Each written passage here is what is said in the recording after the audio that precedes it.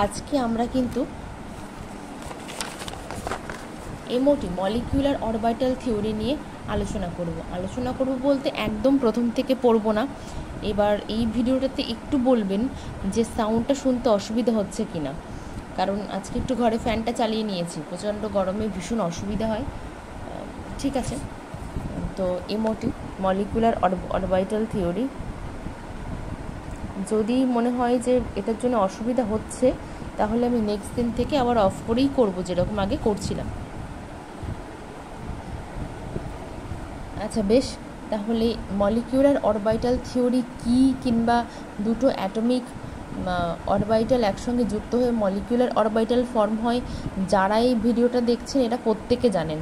সুতরাং এই বিষয়গুলো নিয়ে একদমই সময় নষ্ট করব না, কিংবা এই বিষয়গুলো আমি জাস্ট বলবই না। এবং এছাড়াও যেমন কেন এমওটির প্রয়োজন হলো কারণ হচ্ছে ভিবিটি অনেক কিছু এক্সপ্লেন করতে পারছিল না। এমওটির সবথেকে বড় সফলতা কিন্তু এমওটি প্রথম কিন্তু আমাদেরকে দেখায় যে বন্ড অর্ডার কিন্তু ফ্র্যাকশনালে হয়। ঠিক আছে, এটা তাহলে লিখতে হবে, বন্ড অর্ডার কিন্তু ফ্র্যাকশনে হয়। তাহলে কি লিখবো আমরা? MOT is the first theory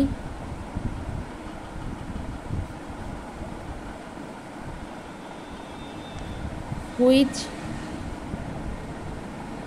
explain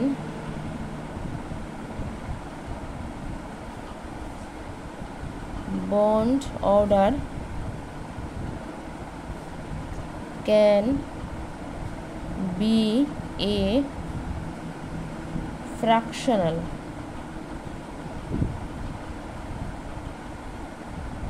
বেশ, একমাত্র এমওটিই বলতে পারে যে বন্ড অর্ডার কিন্তু ফ্র্যাকশানে হবে। এবার হচ্ছে আমাদেরকে একটুখানি দেখতে হবে যে 14টা ইলেকট্রন থাকলে কীরকম তাদের ভাগটা কীরকম হবে। এমওটি যদি হয় তাহলে মলিকিউলার অরবিটাল কীরকম হবে। ঠিক আছে, এটা মুখস্থ করে নিতে হবে একদম। ঠিক আছে, 14টা যদি ইলেকট্রন হয়, আমরা দুটো সেট মনে রাখলেই হবে, একটা 14টা ইলেকট্রন হলে কি হবে, আর একটা 14র বেশি হলে কি হবে। তাহলে 14টা যদি হয়, 14টা হতে হবে অথবা লেস দেন 14। ঠিক আছে, তাহলে বিষয়টা কীরকম লিখবো, এরকম, তাই তো। 14 অথবা 14 থেকে ছোট যদি হয় তাহলে সেক্ষেত্রে যে মলিকিউলার অরবিটাল ফর্ম হবে সেগুলোতে ইলেকট্রন কীরকম সিকোয়েন্সে ভর্তি হবে।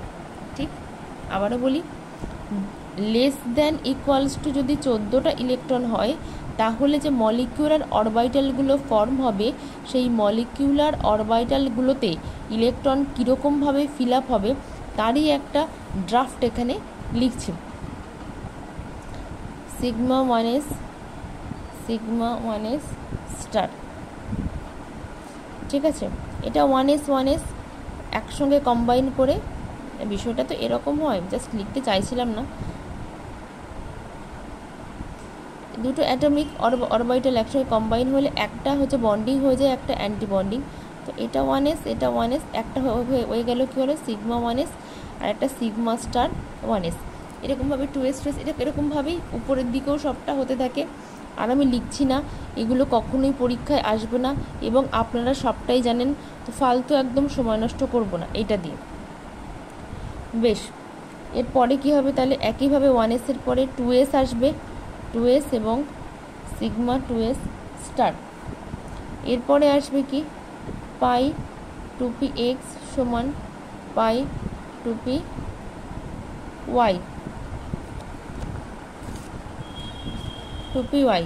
তারপরে আসবে কি, সিগমা 2pz। তারপরে আসবে কি, পাই স্টার 2px সমান পাই স্টার 2py। তারপরে আসবে এইটার স্টারটা, সিগমা স্টার 2pz। এইটা কিন্তু পুরো একদম মুখস্থ রাখতে হবে, একদম যেন পুরোটা মুখস্থ থাকে। এইটা এবং এইটা মনে রাখা তো ভীষণ ইজি। এইটা আর এইটা মনে রাখার জন্য আমি একটা ছোট কথা বলবো, 2 1 2 1 মনে রাখলেই হবে। তাহলে 14 কিংবা 14-র কম যদি হয় তাহলে আমাকে শুধু মনে রাখতে হবে 2 1 2 1 2 1 2 1 মানে কি এই দুটো তো কমন, সবারই মনে থাকবে। এক্ষেত্রে এই দুটো আছে তাই 2, তারপর আবার একটা আছে, আবার দুটো আছে, আবার একটা আছে, তাহলে 2 1 2 1 2 1 2 1 মনে রাখলেই কিন্তু আমাদের হয়ে যাচ্ছে। ঠিক আছে, এবার আমি ধরলাম এইখান থেকে আমার মলিকিউলার অরবিটালে কীরকমভাবে ইলেকট্রন পূর্ণ হবে সবটাই আমরা পেয়ে গেছি। প্রথমে আগে ইলেকট্রন এতে, তারপর এতে, তারপর এতে, তারপর এতে, তারপর এতে, তারপর এতে, এরকমভাবে ফিল আপ হতে হতে যাবে। এবার আমরা একটা যেমন হাইড্রোজেনের ক্ষেত্রে দেখা যাক। ঠিক আছে, হাইড্রোজেনের কটা ইলেকট্রন থাকে? একটা হাইড্রোজেনের একটা মানে দুটো হাইড্রোজেনের কি দুটো ইলেকট্রন থাকবে। দুটো ইলেকট্রন মানে কি সে এইখানেই ফিল আপ হয়ে যাবে, সিগমা 1s 2 হয়ে যাবে, সিগমা স্টার 1s কিন্তু আর যাবে না। তাহলে এর বন্ড অর্ডার কত হবে? বন্ড অর্ডার মানে কি? বন্ড অর্ডার মানে হচ্ছে number of bonding minus number of anti bonding by 2। Number of bonding বলেছে আগে দুটো, অ্যান্টি বন্ডিংয়ে কেউ নেই, -0 বাই 2 মানে হয়ে যাবে কি 1। অর্থাৎ একটা হাইড্রোজেনের সঙ্গে আরেকটা হাইড্রোজেনের মাঝখানে একটাই মাত্র বন্ড থাকে। ঠিক আছে, বেশ, আমি আরও একটা এক্সাম্পল দিই। আচ্ছা, এখানে কিন্তু বন্ড অর্ডার হয়ে গেল 1 এবং এখানে কিন্তু দেখো দুটো ইলেকট্রন আছে, কোথাও কিন্তু তাহলে প্যারাম্যাগনেট মানে সিঙ্গেল ইলেকট্রন নেই, কোথাও আনপেয়ার ইলেকট্রন কোথাও নেই, সব জায়গায় পেয়ার আছে। দুটো আছে মানে পেয়ার অবস্থায় আছে। তাহলে পেয়ার অবস্থায় যদি থাকে তাহলে কি হচ্ছে? এটা ডায়াম্যাগনেটিক।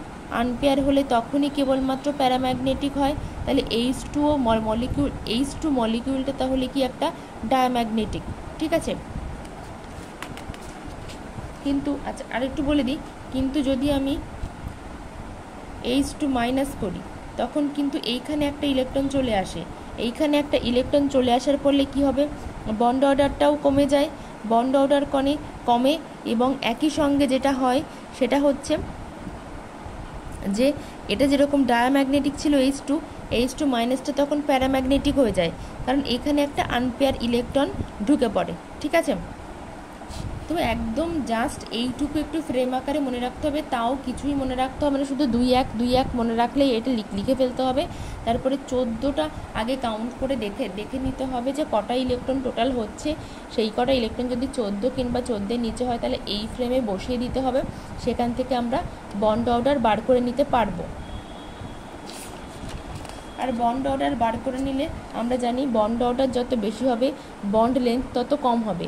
এই সিকোয়েন্সগুলো কিন্তু আমি আগেই লিখিয়ে দিয়েছি, তবুও শুনতে থাকুন, বারংবার আমি এগুলো বলতে থাকবো, তাতে কি হবে মাথার ভিতরে একদম গেঁথে যাবে। বেশ, তাহলে ম্যাগনেটিক বিহেভিয়ার কি বলেছি আমি? যদি ডায়াম্যাগনেটিক কখন হবে? যখন সমস্ত পেয়ার ইলেকট্রন থাকবে। আচ্ছা, আমি এই ডায়াম্যাগনেটিক একটুখানি লিখে দিই, একটুখানি মানে জাস্ট আমি ছবি এঁকে রেখে দেবো।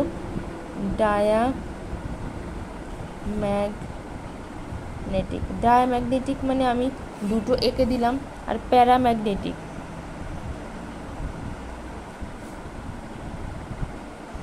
মানে একটা।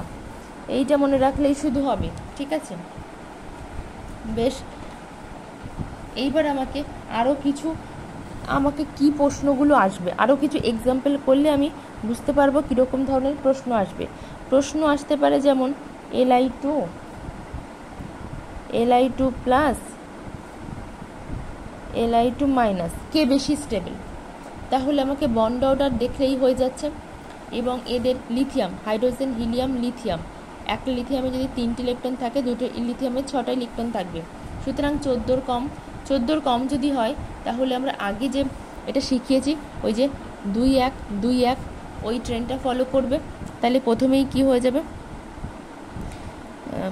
Li2 মানে 6টা ইলেকট্রন, তাই তো? তাহলে কি হলো?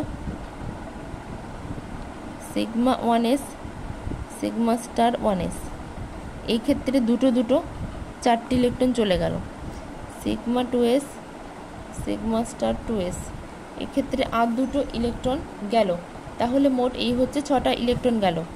এর বন্ড অর্ডারটা আমি দেখে নেব। Number of bonding minus number of anti bonding by 2।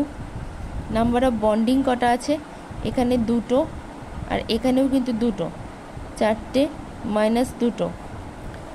আমি যদি ভেঙে ভেঙে এখানে 2 এখানে 2 এটা এখানে দিয়ে দিই, তাহলে এটা বন্ডিং হয়, এটাও বন্ডিং হয়, তাহলে 4টে বন্ডিং, একটা অ্যান্টি স্টার মানে অ্যান্টি বন্ডিং বাই 2, তাহলে 2/2 সমান 1, বন্ড অর্ডার 1। এবার আমি দেখব Li2+এর এক্ষেত্রে 5টা হয়ে গেল, 5টা যদি হয় সিগমা 1s স্টার, সেক্ষেত্রে এখানে তো 4টেই থাকবে, কিন্তু এই সিগমা স্টার 2s এখানে হয়ে যাবে কিন্তু একটা। তাহলে এবার যদি বন্ড অর্ডার আমাকে করতে হয় তাহলে কি হবে, এক্ষেত্রে তখন 3টে মাইনাস দুটোর একটা 3টে মাইনাস দুটো বাই দুটো হয়ে যাবে, তাহলে হাফ, বন্ড অর্ডার হয়ে গেল 0.5। আচ্ছা, তাহলে এবার আরেকটা বাদ যাচ্ছে, Li2 7টা হয়ে যাবে, 7টা হয়ে গেলে কি হবে, এখানে তখন আরও একটা ঢুকে যাচ্ছে, তাই তো? আচ্ছা, তাহলে বন্ড অর্ডারটা হয়ে যাবে বন্ডিং মাইনাস বন্ডিং বাই 2, তাহলে বন্ডিং কটা হচ্ছে, দুটো 4টে, তাহলে 4টে হয়ে গেল, 4টে মাইনাস হয়ে যাচ্ছে 3টে, দুটো আর এখানে একটা ঢুকবে 3টে, তাহলে এখানেও কিন্তু হয়ে যাবে সেই 0.5। এবারে সমস্যাটা হচ্ছে দুটো 0.5 যদি হয়ে যায়, আমার যদি দুটো 0.5 হয় তখন দেখতে হবে কার ক্ষেত্রে মানে সিগমা স্টারে একটু কম সংখ্যক ইলেকট্রন রয়েছে। তাহলে বন্ড অর্ডার 1 যার হয়ে যাচ্ছে তার স্টেবিলিটি সবার আগে, সেটা হচ্ছে এটা, এ সব থেকে বেশি স্টেবল, 1 নাম্বার দিলাম এটা। এবার K2 হবে আর K3 হবে। বেশ,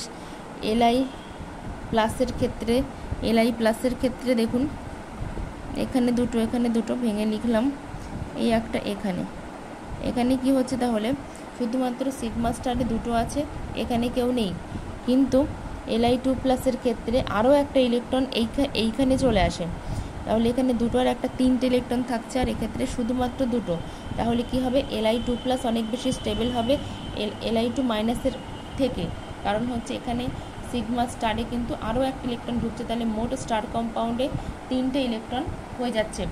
ঠিক আছে, তাহলে এটা চলে যাবে আপনার 2 নম্বরে, এটা চলে যাবে আপনার 3 নম্বরে, অর্থাৎ বিষয়টা এরকম হয়ে যাবে। আমি বোঝাতে পারলাম, এটা হাতে একটু করতে পারলে সুবিধা হয়, পাশে যে কাগজের টুকরোটা পাচ্ছেন সেখানে একটু করে নিন, তাহলে আপনারই হয়তো একটু বুঝতে সুবিধা হবে। এই ধরনের প্রশ্নগুলোই কিন্তু এখন পরীক্ষাতে আসবে। আচ্ছা, আরও একটা প্রশ্ন খুব আসতে পারে, যেমন ধরুন N2, এটার ক্ষেত্রে কিন্তু 14টা ইলেকট্রন থাকে, আমরা সকলে জানি। তার সঙ্গে যদি প্লাস আর একটা ইলেকট্রন করে দিই, তাহলে N2 মাইনাস হয়ে যাবে, 15টা ইলেকট্রন। এবারে প্রশ্ন হলো আমার, এখানে যেহেতু 14টার বেশি ইলেকট্রন হয়ে গেছে, তাহলে এ কোন নিয়মটা ফলো করবে? এ কি ওই আমি যেটা মানে জাস্ট একটু আগে করলাম << 14 ইলেকট্রন, ওই মলিকুলার মানে ফর্মুলাগুলো কি ফলো করবে, নাকি ওটার বাইরে যেটা 14 থেকে বেশি হবে, সেটা আমি এখনও লেখাইনি, সেইটা ফলো করবে? এক্ষেত্রে একটা জিনিস খেয়াল রাখতে হবে, এটা কোথা থেকে ফর্ম হয়েছে।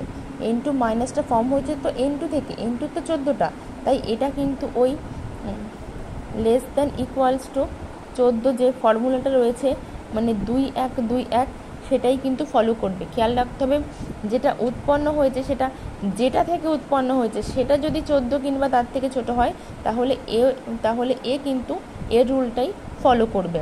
এটা কিন্তু মাথায় রাখতে হবে, প্রত্যেকে এটা ভুল করে ফেলে, এটা কিন্তু এই রুলটাকে ফলো না করিয়ে সেকেন্ড আমি এবার যেটা লেখাবো সেইটাকে ফলো করাই, সেটা কিন্তু নিয়ম না, সেটা করলে কিন্তু পুরো ভুল হয়ে যাবে। বেশ, এবার বন্ড অর্ডারে আরেকটা শর্টকাট ট্রিক রয়েছে, সেটা তো আমরা সবাই জানি, তবুও আমি একটুখানি বলে দিচ্ছি, যাদের একটু জানা নেই দেখে নেবে।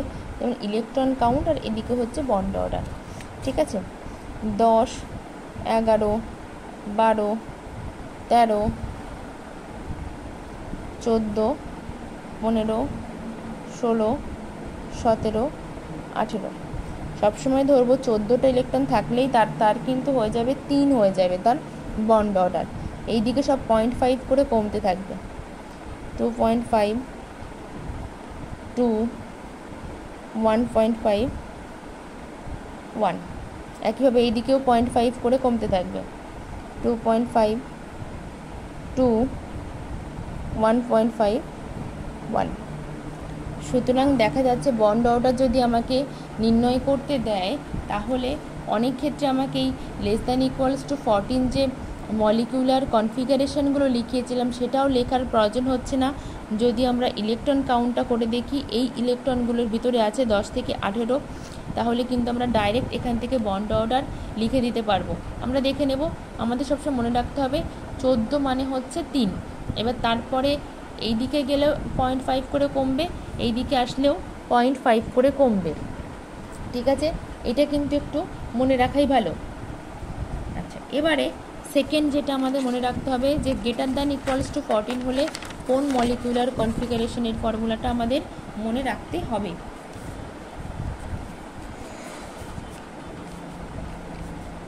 এর ক্ষেত্রে আমরা এবারে গ্রেটার দ্যান ইকুয়ালস টু 14 থেকে বেশি, 15 হতে পারে, হ্যাঁ যাই হতে পারে, 14 থেকে বেশি।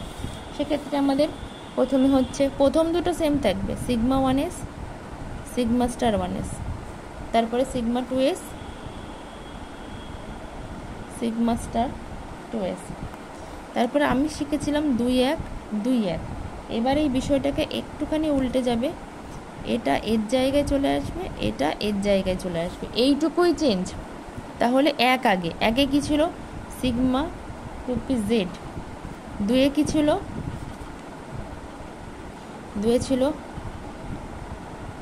2 কি ছিল সরি সিগমা না, পাই ছিল, পাই 2px সমান পাই 2py।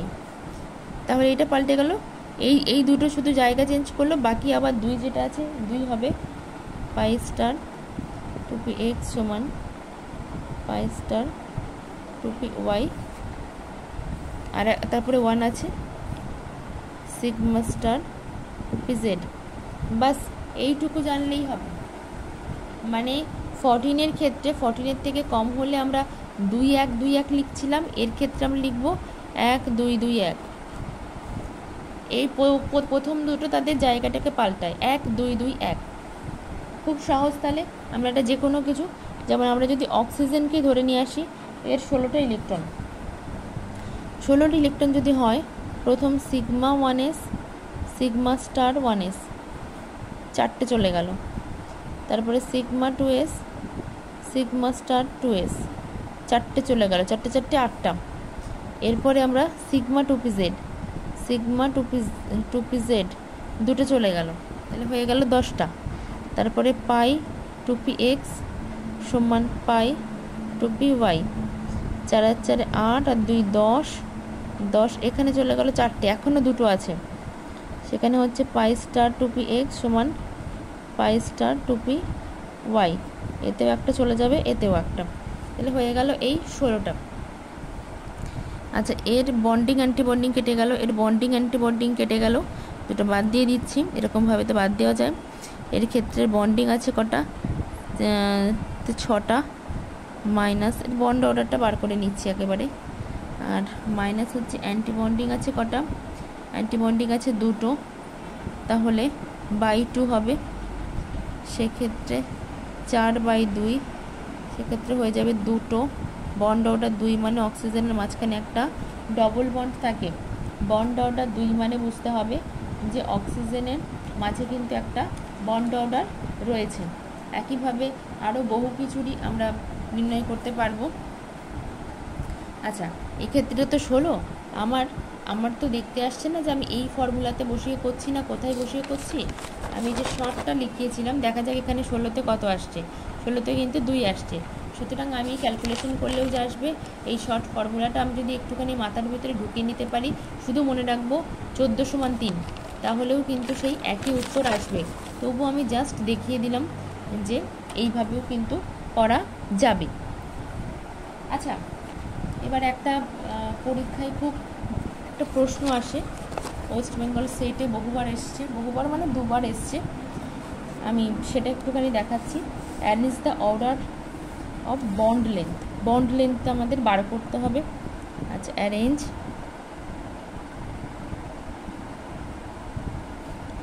In order of bond length, অক্সিজেনের বন্ড লেন্থটা বার করতে হবে, ঠিক আছে। আচ্ছা, কোনটার থেকে? এতে দিয়েছে কি KO2, বিতে দেওয়া ছিল Na2O2, সিতে দেওয়া আছে O2। বলেছে এখানে অ্যারেঞ্জ করতে হবে বন্ড লেন্থটা দিয়ে। তো বিষয় কিন্তু আমার সেই একই, বার করতে হবে বন্ড অর্ডার। বন্ড অর্ডার যার বেশি হবে তার বন্ড লেন্থ কম হবে, আমরা তো এটা জানি। কি? Bond order proportional to 1/, bond length, এই তো ফর্মুলা। আর বন্ড অর্ডার বার করতে আমরা একটু আগে শিখেও গেছি। এক্ষেত্রে কি হয়ে যায়? K+O2-, এর ক্ষেত্রে কি হয়ে যায়? 2Na+O2-, অক্সিজেনের ক্ষেত্রে তো কিছু সেরকম হয় না। একটু আগেই আমি সিতে আছে O2, এর ক্ষেত্রে বন্ড অর্ডারটা বার করলাম, সেটা হয় 2। আচ্ছা, ওর ক্ষেত্রে হয় 2। আচ্ছা, O2-, এটা হচ্ছে 16 ছিল, O2- মানে 17, মানে তার বন্ড অর্ডার কত হবে? আমি এইখান থেকেই দেখে নেবো, এটা মনে রাখতে হবে, 1.5। ব্যাস, তাহলে আমি এখানে লিখে দেবো। এবার কী হবে ওটা? 1.5। এতে O2- হয়ে যাবে 1.5, তারপরে বিতে O2-, মানে 16, 17, 18 হলে কি হবে? আরও 0.5 কমে গেলে 1 হয়ে যাবে। তাহলে আমি তো উত্তর পেয়ে গেছি না? বন্ড অর্ডার আমাকে বার করতে বলেছে কি? বন্ড লেন্থ, বন্ড অর্ডার সব থেকে বেশি এর, তাহলে এর বন্ড লেন্থ সব থেকে কম, তাহলে সি সব থেকে লাস্টে, তারপরে বি হবে, এ হবে। এই তো উত্তর। এটাই কিন্তু উত্তর হবে, তাই তো? এটাই উত্তর। আগে কে? আগে যার বন্ড অর্ডার বেশি, মানে সে সবার লাস্টে যাচ্ছে, মানে O2 চলে যাচ্ছে সবার লাস্টে, তারপরে চলে যাচ্ছে O2-, আর প্রথমে থাকছে। এটা হচ্ছে বন্ড লেন্থের অ্যাকচুয়াল সিকোয়েন্স। তো এই ধরনের প্রশ্নগুলোই কিন্তু আসবে, এইভাবেই ঠিক একদম অ্যাপ্রোচ করতে হবে। আমাকে অযথা বিশাল বড় বড় ডায়াগ্রাম, ওর তার ডায়াগ্রাম একদমই মনে রাখার দরকার নেই, কারণ বিষয়টা হচ্ছে MCQ টাইপ প্রশ্ন, সেখানে নিশ্চয়ই ভীষণ ভাবনা চিন্তার জায়গা থাকবে না। শুধু আমাদের এমোতে তাহলে মনে রাখতে হচ্ছে কি, আমরা দুটো মলিকিউলার মানে সিকোয়েন্স ফর্মুলাটা মনে রাখবো, একটা 14 বা 14-এর কম হলে যেটা হয়, আর একটা 14-এর বেশি হলে যেটা হয়, দুটোই করিয়ে দিয়েছি। আর যদি আমরা দেখি 10 থেকে 18 পর্যন্ত ইলেকট্রন আছে এমন কোনো অ্যাটম দিয়েছে, তাহলে তো আমরা ওই শর্ট ফর্মুলা থেকে খুব সহজেই সেটা বার করে নিতে পারবো। এরপরে আমাকে বন্ড লেন্থ বার করতে দিক আর বন্ড অর্ডার বার করতে দিক, যাই বার করতে দিক, আমি খুব ইজি বিষয়টা করে ফেলতে পারবো, ঠিক আছে। বন্ড অর্ডার সংক্রান্ত বিষয়ে এর বাইরে কোনো প্রশ্ন আসার কোনো জায়গা নেই, আর আশা করছি আসবেও না। এরপরে যখন এই চ্যাপ্টার শেষ হবে, তখন আরও যখন প্র্যাকটিস করাবো, এই সংক্রান্ত অনেক বেশি প্রশ্ন উত্তর সেখানে থাকবে।